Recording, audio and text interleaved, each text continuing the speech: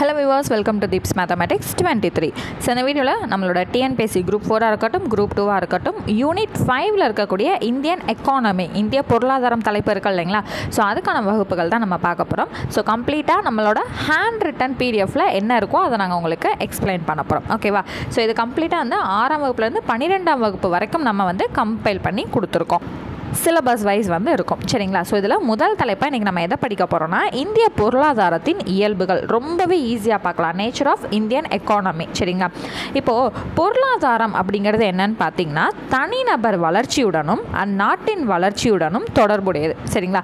இப்போது ஒரு நாட்டோட பொருளாதாரம்னு எடுத்துக்கிட்டால் அது எப்படிங்க கணக்கிடுவோம்? நாடு அப்படிங்கிறது எப்படி நம்ம சொல்லுவோம்? உள்ளே இருக்கக்கூடிய மக்கள், அந்த ஒரு நாட்டோட குடிமகனாகிய மக்கள்களை தான் நம்ம எடுத்துக்குவோம் இல்லைங்களா. ஸோ அந்த மாதிரி ஒவ்வொருத்தவரோட தனி நபரோட வளர்ச்சியோட தான் வந்து அந்த நாட்டோட வளர்ச்சி தொடர்பில் இருக்குது. சரிங்களா. ஸோ மொத்தமாக வந்து நம்ம எப்படி சொல்லுவோம்? அந்த மக்களோட வளர்ச்சியை பொறுத்து தான் அந்த நாட்டோட வளர்ச்சி வந்து அடிப்படையில் இருக்கும். ஸோ அதான் வந்து ஃபர்ஸ்ட் பாயிண்டில் சொல்லியிருக்கோம். அடுத்து ஒரு நாடு வளர்ச்சி அடைந்த நாடா அல்லது வளர்ச்சி குன்றிய நாடா என்பதை தீர்மானிப்பது அந்த நாட்டோட பொருளாதாரத்தன்மை தான். சரிங்களா. ஸோ அந்த நாட்டோட பொருளாதாரத்தை வச்சு தான் எப்படி சொல்லுவோம்? அது நல்லா வளர்ந்துருக்கா இல்லை இன்னும் வளர்ந்துக்கிட்டு இருக்கா இல்லை வளர்ச்சியே இல்லாமல் இருக்கா அப்படிங்கிறத டிஸ்கிரைப் பண்ணக்கூடியது ஒவ்வொரு நாட்டோட பொருளாதார தன்மையை வச்சு தான். சரிங்களா. சரி, அடுத்தது ஒரு நாட்டின் பொருளாதார இயல்பு அல்லது தன்மை ஆகியவற்றை நிர்ணயிப்பது அதன் கூறுகள். ஸோ இப்போது ஒரு ஸ்கூல் இருக்குங்க. அந்த ஸ்கூல் வந்து நல்ல ரிசல்ட் கொடுக்குதா இல்லையாங்கிறத அந்தந்த 10th 11th 12th ஸ்டூடெண்ட்ஸை வச்சு தான் நிர்ணயிப்போம் இல்லைங்களா. இப்போ ஃபார் எக்ஸாம்பிளுக்கு 6ஆம் வகுப்பு ஸ்டூடெண்ட்ஸை சேர்க்கணுன்னா கூட 10ஆம் வகுப்பு 11ஆம் வகுப்பு 12ஆம் வகுப்பு பப்ளிக் எக்ஸாமில் எப்படி இந்த ஸ்கூல் வந்து ரிசல்ட்டு கொடுத்துருக்குங்கிறத வச்சு தான் 6ஆம் கிளாஸுக்கே நம்ம வந்து சேர்க்குறோம் இல்லைங்களா. இந்த காலகட்டத்தில் அப்படி தான் இருக்குது. அப்போ அதோட கூறுகளை வந்து நம்ம ஆராய்ந்து பார்க்குறோம் இல்லையா. அந்த மாதிரி ஒரு பொருளாதார தன்மையை வந்து நம்ம நிர்ணயிக்கணும்னா அதோட கூறுகள் தான் வந்து அடிப்படையாக வந்து இருக்கும் இல்லையா. ஸோ இப்போது நான் வந்து முன்னாடியே சொன்னேன், ஒரு நாட்டோட வளர்ச்சியை பார்க்கணுன்னா ஒவ்வொருத்தரோட இண்டிவிஜுவலோட வளர்ச்சியை வந்து பார்த்தா தான் மொத்தமாக இருக்க நம்ம நாடுங்கிறத கணக்கிட முடியும். அப்போ அந்த இண்டிவிஜுவலோட வளர்ச்சி அந்த நாடோட வளர்ச்சிங்கிறதுக்கு சில கூறுகள் நம்ம எப்படி வந்து தீர்மானிக்கிறோங்கிறதுக்கு சில அடிப்படை கூறுகள் இருக்கு இல்லையா. ஸோ அதில் வந்து உற்பத்தி, லாபம், விற்பனை அல்லது கடன்கள், வேலைவாய்ப்பின்மை, மக்கள் தொகை, நிதி, சேவைகள், திட்டமிடல், வறுமை, பணவீக்கம், காப்பீடு, தொழில், இந்த மாதிரி வந்து நிறைய கூறுகள் வந்து இருக்குது. இதை மனப்பாடம் பண்ணணுமான்னு கேட்டால் ஜஸ்ட்டு சும்மா ஒரு 4-5 வாட்டி ரீட் பண்ணி விடுங்க. மனப்பாடம்லாம் பண்ண வேணாம். சரியா. ஸோ இதெல்லாம் தான் அதோட கூறுகள். சரி, இப்போ அடுத்தது 1850 1947 வரைக்கும் இந்தியாவை ஆண்ட ஆங்கிலேயர்கள் விவசாயத்தை மையமாக வைத்து தங்களின் வணிகத்தை மேம்படுத்த முயற்சி செய்ததால் இந்திய பொருளாதாரம் வீழ்ச்சி அடைந்தது. என்ன மேம் பாயிண்ட் இது சுற்றி விடுற மாதிரி இருக்கே அப்படின்னு கேட்டிங்கன்னா, அந்த ஆங்கிலேயர்கள் அவங்களோட சொந்த நாடு இருக்குது இல்லைங்களா. ஸோ அவங்களோட நாட்டோட பொருளாதாரத்தை அவங்களோட வணிகத்தை மேம்படுத்துறதுக்காக மூலப்பொருட்கள் தேவைப்படும் இல்லையா. ஸோ அப்போ அந்த காலகட்டத்தில் அவங்களுக்கு பெரிய வணிகமாக எது இருந்துச்சு அப்படின்னா ட்ரெஸ்ஸு. ஸோ அதுக்கு அப்போவே வந்து நிறையா மிஷின்ஸ் எல்லாமே, தொழில் புரட்சி, நிறைய மிஷின்ஸ் எல்லாமே அவங்க வந்து ரெடி பண்ணி வச்சுருந்தாங்க. அப்போது அந்த வணிகத்துக்கு தேவைப்படக்கூடிய மூலப்பொருட்களை ப்ரொடியூஸ் பண்ணணும் இல்லையா. அதுக்காக நம்மளோட இந்தியாவை விவசாய மையமாக அவங்க வந்து வச்சுக்கிட்டாங்க. இப்போ ஒரு ட்ரெஸ்ஸு செய்யணும்னா ஃபஸ்ட்டு என்ன தேவை? பருத்தி தேவை இல்லையா. அப்போ நமக்கு சாப்பாடு அப்படிங்கிற ஒரு விஷயத்துக்கு அரிசி வந்து பயிரிடணும். அதெல்லாம் எதுவுமே பண்ண விடாமல் அவங்களோட வணிகத்தை மேம்படுத்தணுன்றதுக்காக அந்த மூலப்பொருளை செய்ய சொல்லி நம்ம இந்தியர்கள் வந்து கட்டாயப்படுத்தப்படுறாங்க. ஓகேங்களா. அப்போ என்ன ஆகுது? எல்லா பக்கமும் அவங்களோட வணிகத்துக்கு தேவையான விஷயங்களையே பயிரிட்டு இருந்தால் உணவுக்கு அப்படிங்கிற விஷயம் வந்து பயிரிட முடியலை இல்லையா. அப்போ அதனால் என்ன ஆகுது? இந்தியா வந்து ரொம்ப வீழ்ச்சி அடைந்து ரொம்ப வறுமையை நோக்கி போயிடுச்சு. சரியா. ஒரு காலகட்டத்தில் இந்தியாங்கிறது ரொம்ப செல்வ செழிப்பு மிக்க நாடாக இருந்தனால தான் மற்ற வணிகக்காரவங்க எல்லாமே கடல் வழி பயணத்தை கண்டுபிடிச்சி நம்ம நாட்டுக்குள்ளேயே வந்தாங்க. ஆனால் கடைசியில் பாருங்கள் எவ்வளோ பெரிய வறுமையில் கொண்டு போய் நம்மளை விட்டுருக்காங்க. ஸோ இப்போ அடுத்து பார்த்திங்கன்னா பொருளாதார வீழ்ச்சி இந்தியாவில் ரொம்ப பஞ்சம் ஏற்பட காரணமாக வழிவகுத்துருச்சு. அப்போ அடுத்து வந்து சுதந்திரம் கிடச்சிருச்சு இல்லையா. 1947 சுதந்திரம் கிடைத்ததுக்கப்புறம் முதல் பிரதமராக இந்தியாவில் யார் வரா? ஜவஹர்லால் நேரு. இவர் பதவி ஏற்றுக்கிட்ட காலத்துலலாம் வறுமை வந்து ரொம்ப உச்சத்தில் வந்து இருந்திருக்கு. சரிங்களா. சரி, இப்போ அந்த முதல் பிரதம அமைச்சரை நம்ம என்னன்னு அழைக்கிறோன்னா நவீன இந்தியாவின் சிற்பி அப்படின்னு அழைக்கிறோம். ரொம்ப ரொம்ப ரொம்ப முக்கியமான ஒரு பாயிண்ட். ஓகேங்களா.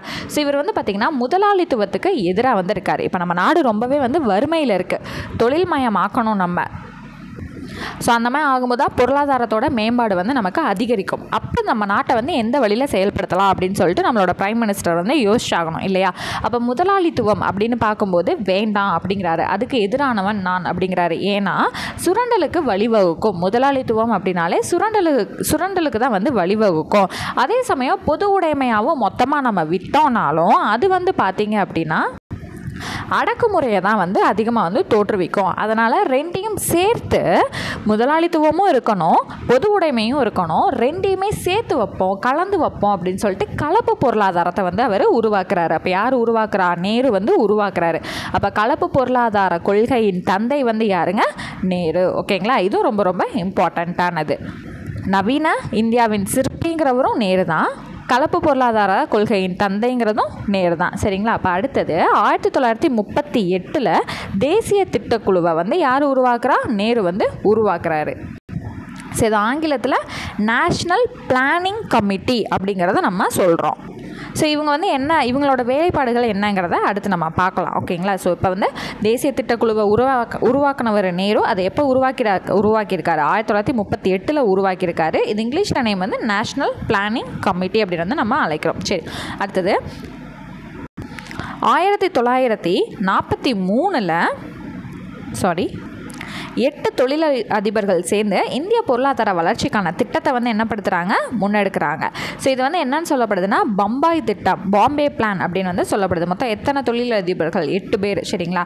அடுத்தது காந்திய திட்டம் அப்படிங்கிற ஒரு திட்டத்தை வகுத்தவர் யாருன்னா ஸ்ரீமன் நாராயணன். அடுத்தது மக்கள் திட்டம் அப்படிங்கிற ஒரு திட்டத்தை வந்து முன்னெடுத்து வச்சவர் MN ராய். ஓகேங்களா. சரி, அடுத்தது நேரு உருவாக்கிய கலப்பு பொருளாதாரம், அதாவது மிக்சட் எக்கானமி அப்படிங்கிறது தனியார் துறையும் அரசு துறையும் சேர்ந்து செயல்படக்கூடிய பொருளாதாரம் தான் என்னதுங்க? கலப்பு பொருளாதாரம் அப்படிங்கிறது. சரி, இந்த பொருளாதாரத்தில் என்னென்ன துறைகள் வந்து இருக்கும் அப்படின்னா வேளாண் துறை இருக்கும், தொழில்துறை இருக்கும், சேவைத்துறை இருக்கும். வேளாண் துறை தான் நம்ம என்னன்னு சொல்கிறோம்? முதன்மை துறைன்னு சொல்கிறோம்.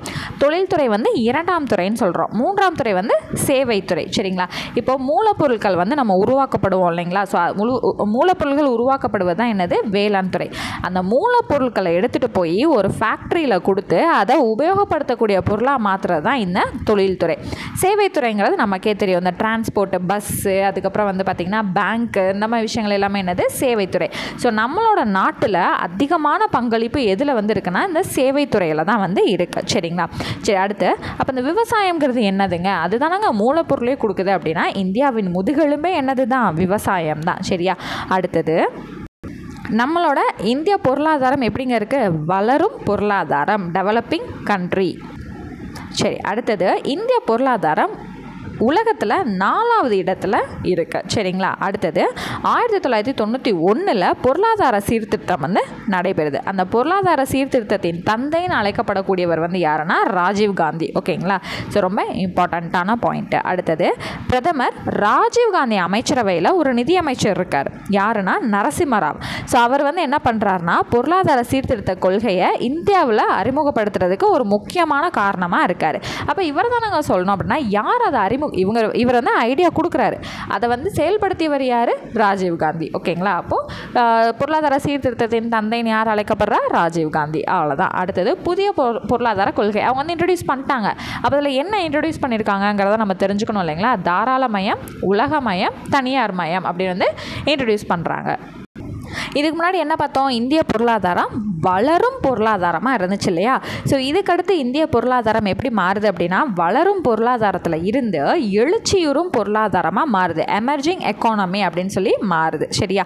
இப்போது இந்திய பொருளாதாரம் இரட்டை பொருளாதாரம்னு அழைக்கப்படுது. ஓகேங்களா. டியூவலிஸ்டிக் எக்கானமி. சரிங்களா. எப்படி இந்திய பொருளாதாரம் இரட்டை பொருளாதாரம்னு இப்போ நம்ம அட் ப்ரெசென்ட்டில் வழங்கிக்கிட்டு இருக்கோம். அந்த இரட்டை பொருளாதாரம் அழைக்கப்படக்கூடிய காரணம் என்னென்னா நவீன பொருளாதாரம் மற்றும் பாரம்பரிய பொருளாதாரம் இது ரெண்டுமே இணைந்து செயல்பட்டு இருக்கு இப்போ. அதனால தான் நம்ம என்னன்னு சொல்கிறோம்? இரட்டை பொருளாதாரம் அப்படின்னு வந்து நம்ம சொல்கிறோம். ஓகேங்களா. இவ்வளோ தாங்க இந்திய பொருளாதாரத்தின் இயல்புகள். அவ்வளோதான். இதில் கொடுத்துருக்கக்கூடிய ஒவ்வொரு பாயிண்ட்டுமே நீங்கள் மிஸ் பண்ணாமல் படிக்க வேண்டிய பாயிண்ட்ஸ். ஓகேங்களா. ஸோ இதுக்கடுத்து என்ன இருக்கும்? 5 இயர் பிளான், 5 ஆண்டு திட்ட மாதிரிகள் இருக்கு இல்லைங்களா. ஸோ அடுத்த கிளாஸில் நான் உங்களுக்கு இதை டீச் பண்ணுறேன். ஸோ இந்த பிடிஎஃப் வந்து உங்களுக்கு தேவைப்பட்டுச்சு அப்படின்னா நீங்கள் டிஸ்கிரிப்ஷனில் இருக்கக்கூடிய நம்பருக்கு டெக்ஸ்ட் பண்ணி நீங்கள் டெலகிராம்லேயும் மெசேஜ் பண்ணலாம், இல்லை வாட்ஸ்அப்லேயும் பண்ணலாம். ஸோ காஸ்ட் என்ன, அதாவது ப்ரைஸ் என்னங்கிறத கேட்டுட்டு நீங்கள் பேமெண்ட் பண்ணிட்டு இந்த பிடிஎஃப் தேவைப்பட்டுச்சு அப்படின்னா நீங்கள் வாங்கி வச்சு படிச்சுக்கலாம். ஓகேங்களா? ஸோ நெக்ஸ்ட் கிளாஸில் 5 இயர் பிளானில் நான் உங்களை மீட் பண்ணுறேன். தேங்க்யூ.